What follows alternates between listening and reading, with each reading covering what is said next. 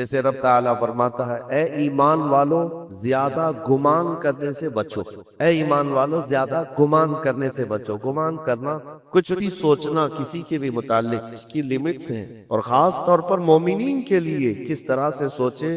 ایسا نہیں ہے کہ تم اپنی عقل کے پردوں کو یا اپنے دماغ کے گھوڑے کو دوڑاتے رہو، جو چاہے من میں آئے جس کے بارے میں سب سوچتے رہو۔ قرآن نے تو اس پر پابندی لگائی، اے ایمان والو زیادہ گمان کرنے سے بچو، ولا تجسسوا، اور کسی کی ٹوہ میں مت لگے رہو۔ تجسس کس کو کہتے ہیں؟ جاسوسی کرنا، کون کہاں جا رہا ہے، کہاں سے آ رہا ہے، اس کے گھر میں کتنے لوگ ہیں، کس وقت ان کے گھر میں کیا کیا ہوتا ہے، تمہیں اس کے بارے میں اللہ نے حکم نہیں دیا، لیکن بھائیوں کی ٹوہ میں لگے رہنا بہت بڑا گناہ ہے، گناہ کبیرہ میں۔ وَلَا يَغْتَبْ بَعْضُكُمْ بَعْضًا، اور آیت کا یہ تیسرا حصہ ہے، اور اپنے بھائیوں کی غیر موجودگی میں ان کی غیبت نہ کرو، ان کے خلاف باتیں نہ کرو۔ اور رب تعالیٰ فرماتا ہے کیا تم میں سے کوئی یہ پسند کرتا ہے کہ اپنے مرے ہوئے بھائی کا گوشت کھائے؟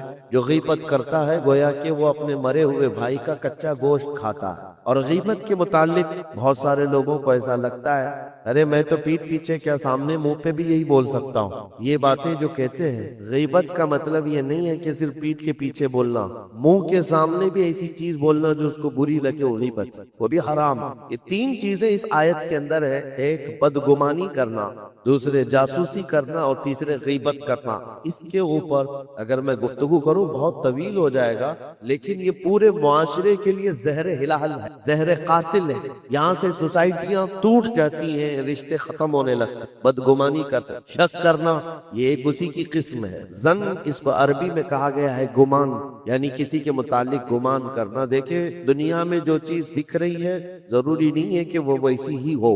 ہر چمکنے والی چیز ہیرا نہیں ہوتی، اور ہر کالی دکھنے والی چیز کوئلہ بھی نہیں ہوتی، دونوں میں بڑا فرق ہے۔ حقیقت کچھ اور ہو سکتی ہے، لیکن بغیر کسی تحقیق کے یا بغیر تمہیں یقین کے گمان کر لینا، یہ تمہیں بہت بڑے گناہ میں لے جائے، بہت بڑے گناہ میں۔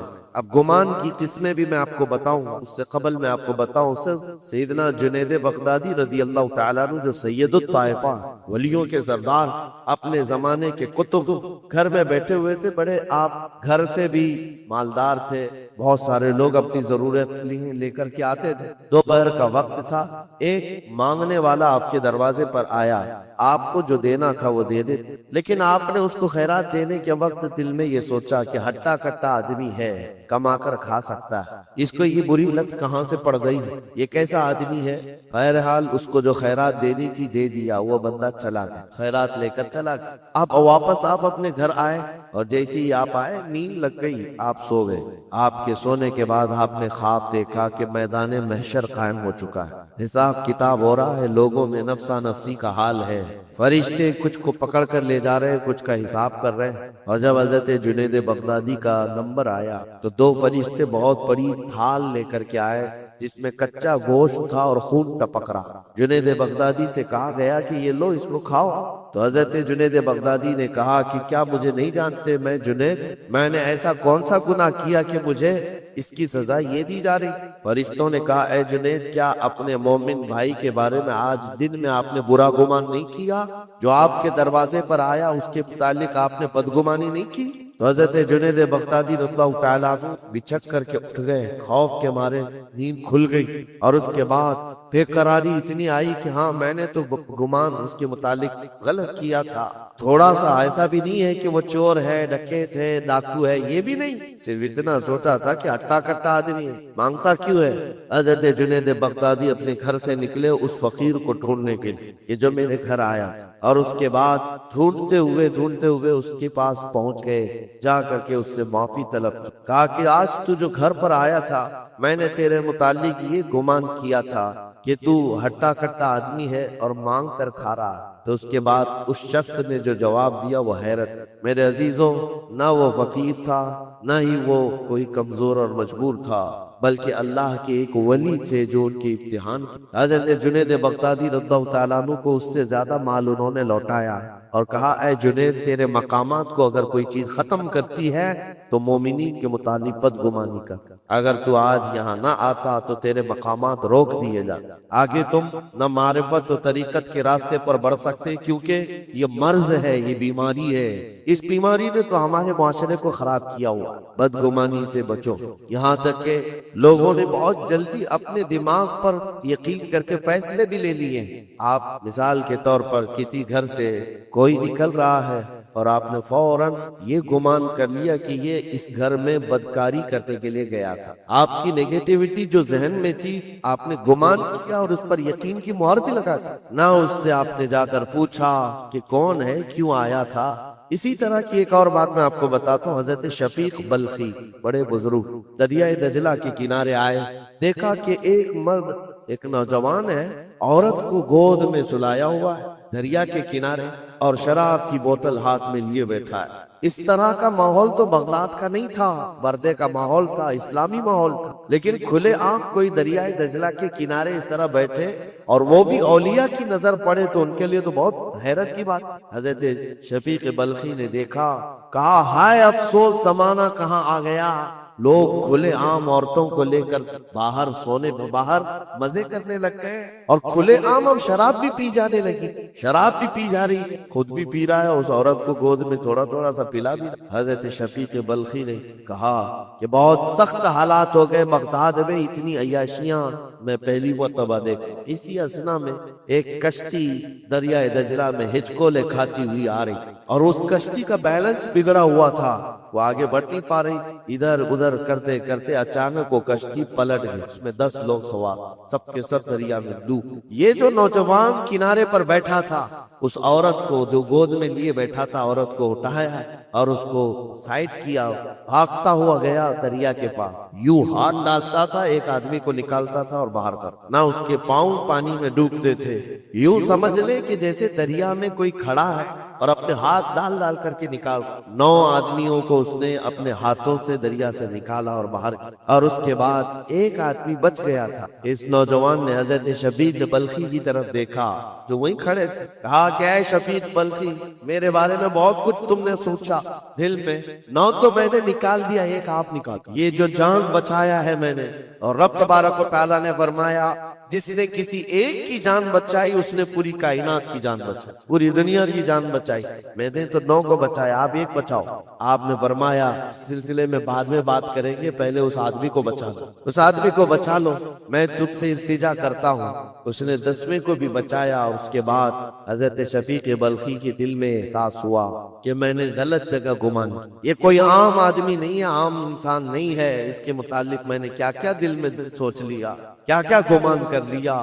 تو آپ کی آنکھوں میں آنسو آ گئے اور کہا کہ مجھ سے بڑی خطا ہو گئی، مجھے معاف کریں، لیکن آپ کو اللہ نے یہ طاقت دی ہے کہ آپ دریا پر کھڑے ہو کر انسانوں کو بچا تو رہے ہیں، لیکن یہ کیا ہے جو کنارے پر بیٹھ کر کے کھلے عام ہو رہا ہے، کنارے دریا کے بیٹھ کر یہ کھلے عام کیا ہو رہا ہے؟ اس نوجوان نے کہا شفیق بلخی یہ بھی میں بتاتا ہوں، وہ گود میں پڑی ہوئی عورت کوئی عام عورت نہیں، میری معذور ماں ہے، بیمار ہے، اور اس کو دریا کے کنارے لانے کا حکیموں نے حکم دیا، اور میرے ہاتھ میں جو بوتل ہے یہ دوا کی بوتل ہے، اس کو ہر آدھے گھنٹے پر پلائے، میں بھی پیتا ہوں اور میری ماں کو پلاتا ہوں، صرف علاج کی غرض سے میں یہاں پر بیٹھا ہوا ہوں۔ اور آپ نے اپنے دماغ میں کیا کیا سوچا کہ بغداد تباہ ہو گیا، عیاش ہو گیا، نوجوان عورتوں کو لے کر آ کے بیٹھنے لگ گئے، شراب پینے لگ گئے۔ میرے عزیزو یہ بہت بڑے ولی کامل کی بات کر رہا ہوں، حضرت شفیق بلخی، لیکن ان کو خطا کا احساس ہوتا تو وہ روتے گڑ گڑاتے اور توبہ بھی کرتے۔ ہمارے تو حالات ایسے ہیں کہ ہم نے تو بلڈنگیں بنا لی اپنے گمان پر،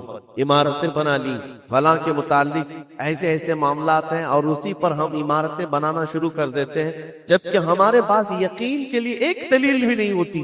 میرے عزیزوں، بدگمانی سے بچنے کے لیے قرآن کہتا ہے یا ایھا الذین آمنوا اجتنبوا کثیرا من الظن، اے ایمان والو زیادہ گمان کرنے سے بچو، حرام ہے اور کبیرہ گناہ ہے۔ یہاں تک کہ فرمایا گیا کہ بدگمانی کرو گے مومنین کے متعلق، کل قیامت کے دن فیصلہ ہوگا، اور اگر تمہارا گمان غلط نکلا تو ساری نیکیاں تمہاری اٹھا کر اس بندے کو دیجیے جس کے متعلق بدگمانی کیا، اور تم نیکیوں سے اگر خالی تھے تو یہ مت سمجھنا کہ اب کچھ نہیں لیا جائے گا، بلکہ جس کے متعلق بدگمانی کیے تھے اس کے گناہ اٹھا کر تمہارے اوپر ڈال دیا تھا. اس کے حقوق کی پامالی ہے یہ حقوق العباد.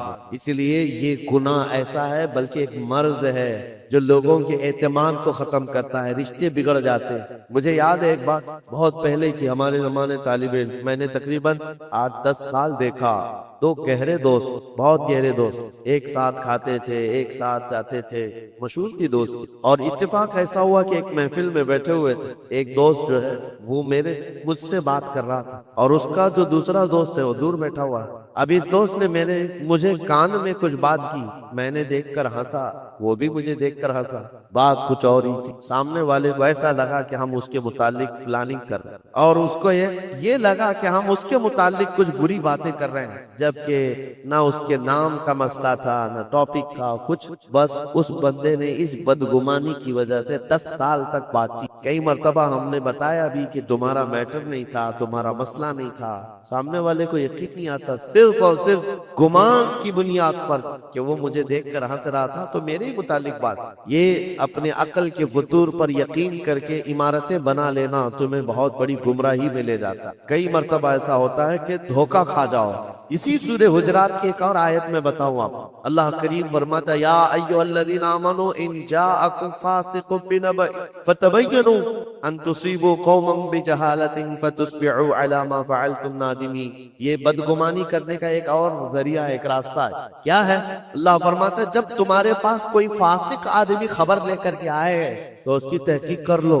یہ اللہ کا حکم ہے. کوئی فاسق آدمی, فاسق کون ہے اس کی مثالیں آپ کو مل جائیں گی. جو کھلے عام گناہ کرتا ہے وہ فاسق ہے. فاسق آدمی جب تمہارے پاس خبر لے کر کے آئے تو رب فرماتا ہے اس کی تحقیق کر لو, ورنہ یہ ہوگا کہ انجانے میں تم کو شرمندگی اٹھانی پڑے, تم اپنے کیے پر بعد میں پچھتاؤ گے. الا ما فعلتم نادمین, تم شرمندہ ہو جاؤ. اکثر ایسا ہوتا ہے کہ کوئی خبر لے کر کے تمہارے پاس آیا, اور آج کے زمانے کا بڑا فاسق یہ واٹس ایپ ہے, بڑا فاسق ہے. اس کی باتوں پر کون یقین کر؟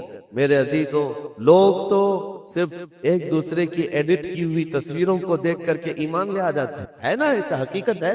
واٹس ایپ یونیورسٹی کے فارغین تو ابھی زمانے میں بہت ہے, ان کی نالج صرف اور صرف اس کی اسی سے ہے, انٹرنیٹ سے, واٹس ایپ سے. جبکہ ان کی تحقیقات پر اگر لگ جائیں تو اصل وجود میں کچھ ہے ہی نہیں. اسی لیے میرے عزیزو, بدگمانی کرنے سے بچو, بدگمانی کرنے سے بچو. جس کی اصل ہی نہ ہو اس چیز کے پھیلانے کا ہم سبب بن جاتے ہیں کئی مرتبہ. اللہ کریم ہمیں اس بلائے عظیم سے محفوظ رکھے. مجھے ایک بات یاد آتی ہے, میں نے پڑھا تھا ٹرین میں ایک آدمی سفر کر رہا ہے اور اس کے ساتھ 3 بچے. بڑے بیٹے کی عمر 7 سال کی, دوسرے بیٹے کی عمر 5 سال کی, تیسرے کی 3 سال کی. چھوٹے بچے, 7, 5 اور 3 سال کی عمر کے بچے ہیں. اب وہ بندہ جب ٹرین میں سفر کر رہا ہو 3 بچوں کو لے کر کے, اور جب بیٹھا ہوا ہے ٹرین میں, کوئی بڑا ادھر سے کودتا ہے, کوئی ادھر سے اچھلتا ہے. یہ تینوں اچھل کود ایسی مچائے ہوئے ہیں کہ مسافر کا آرام اور سکون غارت ہو گیا. تھوڑی دیر تک کوئی برداشت کر لے گا, اور اس کے بعد مسافر دیکھ رہے ہیں دوسرے. بڑا مسئلہ تو یہ ہے کہ اچھل کود تو بچے کر رہے ہیں, باپ ایک چکلا بھی ان کو منع نہیں کر رہا. نہ بڑے سے کہتا ہے کہ بیٹھ جا, نہ چھوٹے کو سنبھالتا ہے. اچھل کود کر رہے ہیں اور یہ خاموشی سے بیٹھا ہوا ہے کونے. سامنے کے پیسنجر دیکھتے رہے اور کہا کہ کتنا بے غیرت آدمی ہے, بچوں کو ایسے کھلے عام چھوڑا ہوا ہے, بیلوں کی طرح ناچ رہے ہیں. اب کانا پھوسی بھی شروع ہو گئی. تھوڑی دیر کے بعد جب یہ زیادہ ہو گیا تو لاوا پھٹ ہی جاتا ہے. لوگ, کوئی کسی کی گود میں کود پڑ رہا ہے, کوئی اچھل کود کرتے ہوئے بچہ کسی کے ہاں لٹک جا رہا ہے. یہ 1 گھنٹہ تماشا ہوا تو اس کے بعد لوگوں کے صبر کا دامن چھوٹ گیا, بولنا شروع کر, اور سب نے مل کر کے جب اس کو کوسنا شروع کیا, بھائی صاحب آپ کے بچے ہیں؟ اس نے کہا میرے بچے. کہا کچھ تو تمیز سکھاؤ, سفر کے آداب تو بتاؤ.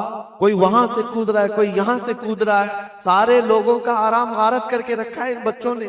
آپ باپ ہیں, آپ کو تمیز نہیں آتی, آپ کو تربیت کا انداز نہیں معلوم. سب کی ڈانٹ ڈپٹ سنتا رہا, اور اس کے بعد تھوڑی دیر کے بعد پھررائی ہوئی آواز نکلی, اس درد بھری آواز نکلی. کہا میں ان کو تربیت اچھی طرح سے دیتا ہوں, تمیز بھی ہے سب, لیکن مسئلہ یہ ہے کہ آج ہی صبح ان کی ماں میری بیوی کا گھر میں انتقال ہو چکا. وہ میکے گئی ہوئی تھی, یہ بچے میرے پاس. مجھے صبح خبر آئی ہے ان کی ماں کا اچانک دورہ پڑنے سے انتقال ہو چکا.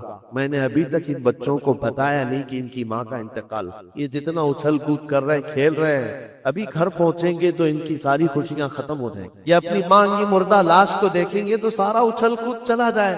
بس میں اس لیے ان کو اتنی دیر کے لیے چھوڑا تھا کہ جتنی دیر خوشی منا سکے منا لیں، پھر زندگی بھر ان کو ماں کو کھونے کا احساس تو ستاتا ہی رہے. بس اتنا جملہ اس کا نکلا تو ہچکیاں بند گئی. جو بغل میں موجود مسافر تھے سب کی آنکھوں میں آنسو آ رہے. اب کوئی بچے کو اٹھاتا چومتا تھا، کوئی اس کو گود میں اٹھا رہا ہے. بچوں کو خبر نہیں ہے کہ ان کی ماں کا انتقال ہوا ہے اور یہ بندہ اس کو سفر پر لے جا رہا ہے. لیکن تھوڑی ہی دیر کے لیے دوسرے مسافروں نے کیا کیا بدگمانیاں کر لی. میرے عزیزوں، کس کی زندگی میں کیا چل رہا ہے آپ کو خبر نہیں. کئی لوگوں کی زندگیوں میں سمندر موجیں مار رہا اور آپ اسے دیکھ کر کے بے غیرت سمجھ لیتے، کبھی اس کو بدتمیز سمجھ لیتے.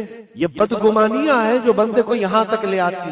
اور بدگمانی کرنے کا ایک طریقہ یہ بھی ہے کہ حضرت امام راضی فرماتے بندہ بسا اوقات کافر بھی ہو جاتا، کفر تک چلا جاتا ہے بندہ، کیونکہ گمان پر اگر یقین کرنے لگ جائے. اس لیے بچو ان چیزوں سے. اور مومنوں کی عزت کو پامال کرنا یہ آسان نہیں. صرف اور صرف میں نے کئی مرتبہ دیکھا ہے اڑتی اڑتی خبریں آتی ہیں تو ہم اس پر یقین کرنے کے قریب ہو جاتے ہیں. اللہ ہمیں بھی اس کی ہدایت. یہ بہت باریک چیز ہے جس سے بچنا ناممکن نہیں تو مشکل ضرور ہے. میرے عزیزوں، اس سے بچنے کا ایک طریقہ یہ ہے بندہ یہ سوچ لے کہ مجھے رب تعالیٰ نے اس دنیا میں کس لیے بھیجا ہے. سب کا حساب کتاب لکھنے کے لیے بھیجا ہے. سارے لوگوں کا اعمال نامہ مجھے پوچھا جائے گا قیامت کے دن، فلاں کیا کرتا تھا، فلاں کیا کرتا تھا. جب مجھے رب تعالیٰ نے اس کا مکلف ہی نہیں بنایا تو خامخواہ دوسروں کی زندگیوں میں کیوں دخل اندازی کروں، کیوں لوگوں کے متعلق گمان پال کر کے بیٹھے. آپ کو اس روئے زمین پر جو بھیجا گیا وہ اللہ نے اپنی عبادت کے لیے بھیجا، اپنی رضا کے لیے. ہم اس کی رضا تو حاصل نہ کر سکے، اس کی عبادت میں کامل ہو نہیں سکے، اور دوسروں کے عیوب پر ہم لوگوں نے اپنی پوری انرجی خرچ کرنا شروع کر. عزیزان گرامی وقار، یہ پرفتن دور ایسا ہے. اب میں جو کس میں بتا رہا تھا، زن دیکھیں بسا اوقات بندے سے بندے کا گمان اپنی جگہ پر.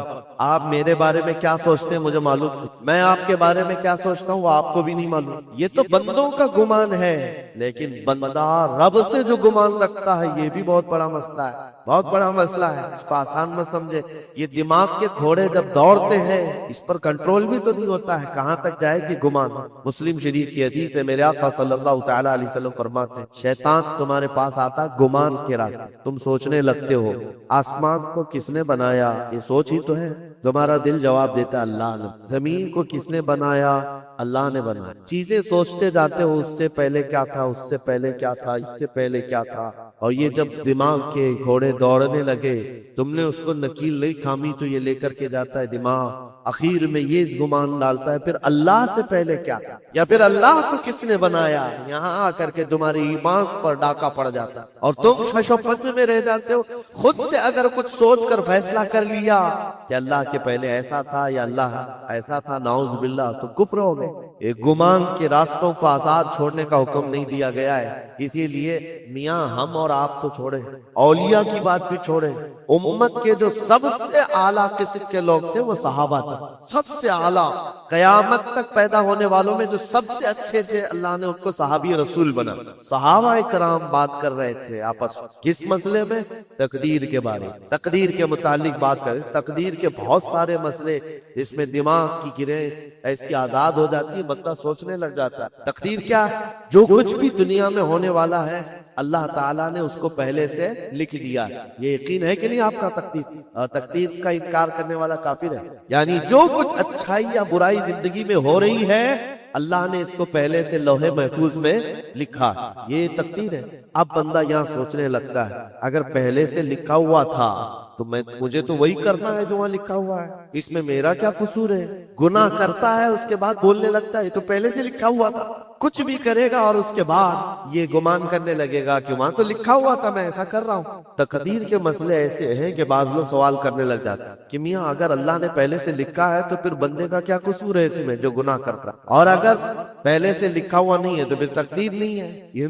ان مسائل میں گفتگو کرتے کرتے گمان کرتے کرتے بندہ کفر تک پہنچا. کچھ فرقے بھی بن گئے اسی بات، جبریہ، قدریہ، اب میں یہاں پر اس لیے یہ بات کر رہا ہوں، نبی کریم صلی اللہ تعالی علیہ وسلم نے صحابہ کو منع کر دیا کہ اس مسئلے میں گفتگو زیادہ نہ کرو، تو عام لوگ تو چھوڑے۔ اب ظن کی قسمیں میں بتا رہا ہوں، گمان وہ 4 قسمیں بتائی گئے، امام ابو بکر جساس رازی رحمۃ اللہ علیہ 4 قسمیں اس کی بیان کی۔ پہلا گمان حرام ہے، دوسرا گمان واجب ہے، تیسرا گمان مستحب ہے، اور چوتھا گمان یعنی نہ اس کے اوپر گناہ مباح ہے۔ اس کی قسمیں ہیں جس میں سے پہلا گمان جو حرام ہے، اور ایک گمان کو تو انہوں نے کفر بھی کیا۔ پہلا گمان حرام، یہ سوچتا رہ جائے صرف اللہ کے متعلق ہے یہ سارے گمان کہ میں گنہگار ہوں اور اللہ مجھے سزا دے کر ہی رہے، اللہ مجھے عذاب ہی دے، یہ سوچتا رہے صرف اور صرف، تو امام ابو بکر جساس رازی فرماتے ہیں یہ گمان حرام ہے۔ رب قہار ضرور ہے، رب جبار ضرور ہے، لیکن غفار بھی ہے، ستار۔ تم نے اگر صرف یہی گمان کیا کہ مجھے سزا دے گا، مجھے سزا دے، تو یہ گمان حرام۔ اس پر مجھے اعلیٰ حضرت فاضل بریلوی رحمۃ اللہ تعالی علیہ کی بات یاد آتی۔ ان کا گمان کیسا تھا؟ سوچتے تھے بارگاہ مصطفیٰ کریم، کہتے ہیں ڈر تھا کہ عصیان کی سزا اب ہوگی یا روزے سے، ڈر تھا کہ گناہوں کی سزا اب ہوگی یا روزے جزا، دی ان کی رحمت نے صدا، یہ بھی نہیں وہ بھی، یہاں بھی نہیں ہوگی وہاں بھی نہیں ہوگی، رحمت نے سزا آواز دی۔ ہاں گناہوں کے متعلق ہمیں تو گمان ہے کہ سزا ہوگی، میرے اعمال کا بدلہ تو جہنم ہی تھا، میں تو جاتا میرے سرکار نے جانے نہ، یہ گمان ہے۔ بارگاہ مصطفیٰ میں گمان نہ رکھو، اور رب تعالیٰ کے متعلق جب گمان کرنا ہو تو حدیث قدسی ہے، مسند احمد کی حدیث ہے، اللہ تعالیٰ فرماتا انا عند ظن عبدی بی، میں اپنے بندے کے گمان کے مطابق سلوک کرتا ہوں، بندہ میرے متعلق جیسا گمان کرتا ہے میں اس کے ساتھ ویسے سلوک کرتا ہوں۔ اب تمہارا یہ تمہاری مرضی ہے، اور حدیث کا آگے کا ٹکڑا بھی ہے فَلْيَظُنُّ مَا شَاءَ بِي، بندہ جو چاہے میرے بارے میں گمان کر لے۔ تم سخت قسم کا خدا گمان کر کے بیٹھے ہو، سختیوں کا سلوک ہو جائے۔ اسی لیے میں نے اس سے قبل بھی ایک بار کہا تھا، جب کسی کے گھر میں انتقال ہوتا ہے فرشتے آ جاتے ہیں، مرے ہوئے انسان کو اٹھانے سے پہلے تک وہ گھر والوں کو سب دیکھتے رہتے کون کیا کیا بول رہا ہے، اور اس کی ساری رپورٹ لے جا کر بارگاہ رب العزت میں عرض کر اللہ تعالیٰ پوچھتا ہے فرشتوں سے، آج اس گھر میں ایک جان کو ہم نے لیا، وہ لوگ میرے متعلق کیا گمان کر رہے تھے، کیا سوچ رہے تھے اور کیا کہہ رہے تھے؟ فرشتے کہتے ہیں اے مولا فلاں کہہ رہا تھا کہ میرے گھر پر بڑا ظلم ہو گیا، میرا عزیز بچہ لے لیا، میرے گھر پر ایسی چیز آفت آ گئی، سب باتیں۔ تو رب تبارک و تعالیٰ فرماتا ہے فرشتوں گواہ ہو جاؤ، انہوں نے جیسا میرے متعلق گمان کیا میں ان کے ساتھ ویسا سلوک کروں، دنیا میں بھی اور آخرت میں بھی۔ اور پھر کسی گھر سے فرشتے جاتے ہیں جو نیک لوگوں کا ہوگا، رب تعالیٰ پوچھتا ہے یہاں کیا کہا جا رہا تھا میرے متعلق، کیا سوچا جا رہا تھا؟ فرشتے کہتے مولا ان کے گھر پر بڑی غم کی بات تھی، بڑی مصیبت تھی، ان کے باپ کا انتقال تھا، لیکن ہر کوئی کہہ رہا تھا انا للہ و انا الیہ راجعون، ہم اللہ کے لیے ہیں اور اللہ ہی کی طرف لوٹنے والے ہیں۔ رب تعالیٰ پر فرماتا ہے فرشتوں تم گواہ ہو جاؤ، اس سے بہتر تم کو نعم البدل دنیا میں دوں گا اور اس سے بہتر آخرت میں عطا۔ تو اللہ کریم کے بارے میں گمان کیا رکھنا ہے یہ بھی غور و فکر کے ساتھ، یہ ظن حرام سے بچو، ظن کفر سے بچو، اور ظن واجب ہے ایک جو فقہ کے مسئلے ہیں، یہ احادیث جس کو ظنی احکام کہا جاتا ہے وہ سب یہاں پر ڈسکس کریں تو آپ کے اوپر سے باؤنس چلا جائے۔ اور مومنین کے متعلق مستحب ہے، اچھا گمان کرنا ہر ایک کے متعلق مستحب، اور مباح جس کو کہا گیا ہے وہ ایسا ہے کہ آپ کے بلا اختیار کچھ گمان آیا ہے، آپ نے سوچا نہیں، یہ مباح ہے۔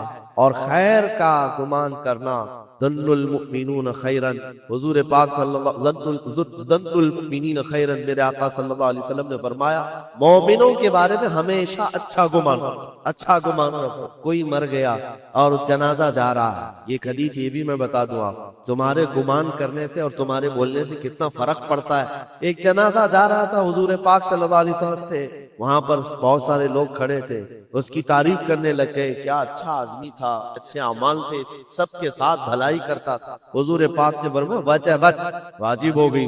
پھر ایک جنازہ نکلا، اور لوگ اس کے متعلق کہنے لگے بڑا بدکار آدمی تھا، یہ زمین کا بوجھ چلا گیا، لوگوں کے ساتھ برائیاں کرتا تھا۔ حضور نے فرمایا وجبت، واجب ہو گئی۔ صحابہ نے پوچھا دونوں پر واجب ہو گئی؟ حضور نے فرمایا پہلے پر جنت واجب ہوئی، دوسرے پر دوزخ واجب۔ تم نے جس طرح سے اس کے متعلق اپنا وہ بنایا، دماغ بنایا، مومنین جو کثیر مومنین اور یعنی صلاح و تقوی والے مومنین جس کے متعلق اچھا گمان کرے، اللہ بھی اس کے ساتھ اچھا سلوک فرمائے۔ اسی لیے میرے عزیزو، کیا جاتا کیا ہے اچھا گمان کرنے میں؟ خرچہ کون سا ہے آپ کا؟ پیسے کون سے لگتے ہیں آپ کے؟ جو قبرستانوں میں سوئے ہوئے ان کے بارے میں اچھا گمان کہ جو کچھ بھی تھے انجانے میں ان سے خطائیں ہوئی ہوں گی، لیکن وہ رب تعالیٰ کی رحمت سے مایوس نہیں تھے، مولا انہیں معاف کرے ہوئے۔ یہ اتنا گمان کرنے میں تمہارا کیا جا رہا ہے؟ آج کے اس پرفتن دور میں ایسے بدمعاش قسم کے اور ایسے فتین لوگ بھی آئے ہوئے ہیں جو تمہیں اولیاء سے بھی بدگمان کر رہے ہیں، صحابہ سے بھی بدگمان کر رہے ہیں۔ آج دیکھتے نہیں سوشل میڈیا پر کوئی حضرت امیر معاویہ پہ بھونک رہا، کوئی خارجی کتا مولا علی پہ بھونک رہا، کوئی سیدہ فاطمہ الزہرا حسنین کریمین کے بارے میں بات کرنے لگے۔ نہ تمہارا زمانہ ہے، نہ تم نے ان کو دیکھا ہے، صرف اڑتی ہوئی خبریں آئی تو تم نے یہاں سے گمان بنا لیا فلاں باغی تھا، فلاں حد سے زیادہ کرنے والا تھا۔ نعوذ باللہ، یہ صحابہ کے بارے میں باتیں ہو رہی، اولیاء کرام کے بارے میں تھڑلے سے بات کی جاتی ہے، وہ ایسے تھے، انہوں نے ایسا کیا، انہوں نے ویسا کیا۔ معاذ اللہ، جس وقت تمہاری پکڑ ہوگی تمہیں دلیل دینی پڑے، کہا جائے گا ہاتھو برہانکم ان کنتم صادقین، اگر تم سچے ہو تو دلیل لاؤ، جو کچھ تم نے سوچا یہ بندہ ویسا تھا ثابت کرو، ثابت کر سکو۔ صاحب معاملہ تب کبھی تم سے ملا ہی نہیں، تم نے پہاڑ بنا رکھا ہے، اپنی نیکیوں کو غارت کرنے سے بچائیں۔ پھر قرآن کی آیت پڑھتا ہوں، اے ایمان والو کثیر گمان کرنے سے بچو۔ اس کے دو حصوں پر تو میں نے بات ہی نہیں کیا، ولا تجسسو، جاسوسی مت کرو۔ یہ جو ٹپر بنے ہوئے گھومتے ہیں، مومنین کی خبریں پولیس والوں کو دینا، حکومت کے عہدیداروں کو پہنچانا، اس کو تو آج سمجھتے پیشہ ہے۔ یہ 500 کی نوٹ ملتی ہوگی، اس کی مثال ایسی ہے کسی کتے کو ہڈی ڈالی جاتی اور وہ ان کے پیچھے دو ہلاتے ہوئے بھاگ رہا۔ تمہیں پتا بھی ہے کتنا بڑا گناہ ہے یہ، کتنا بڑا گناہ۔ ارے تم ہے، لعنت ہے ایسی زندگیوں پر۔ تم کو زندگی اس لیے ملی کہ تم مومنین کی اور مسلمانوں کی خبرگیری کرو اور یہاں کی جاسوسی لے جا کر کفار کو دو۔ کل قیامت کے دن کیا جواب دو گے رب تعالیٰ؟ رب تبارک و تعالیٰ کے ان بندوں کے متعلق جو اسے اللہ پکارتے ہیں، تم ان کی خبریں لے جا کر ان کفار و مشرکین کو دینا چاہتے ہو جو ہماری جان کے پیاسے ہیں۔ مسلمانوں میں سے اگر کوئی ہے تو باز آ جائے، توبہ کر۔ اتنا خطرناک گناہ ہے کہ مرنے کے بعد قبر میں اس کا چہرہ قبلے سے بدل دیا جائے، قبلہ سے بدل دیا جائے گا اس کا چہرہ، اس کو قبلے کی طرف رکھنے نہیں دیا جائے۔ عزیزان گرامی اوقات، اللہ کریم ایسی بری نوبتوں سے ہمیں محفوظ فرما، ایسی بری ڈیوٹی سے اللہ محفوظ فرما۔ کریم خدا ارحم الراحمین کی بارگاہ میں دعا ہے کہ ہمیں ہماری عقل پر کنٹرول کی توفیق دے اور ہمیں مومنین کے متعلق حسن ظن کی توفیق عطا فرما۔ بدگمانی سے کیے ہوئے گناہوں سے مولا آپ کو معاف فرمائے۔ رب تبارک و تعالی ہماری گمان سے مومنین کا کسی کا دل دکھا ہو، ہم تیرے بارگاہ میں سچی توبہ کرتے ہیں، مولا ہمیں معاف فرما۔ وصلی اللہ تعالی علی خیر خلقی محمد وآلہ واصحابہ اجمعین برحمتک۔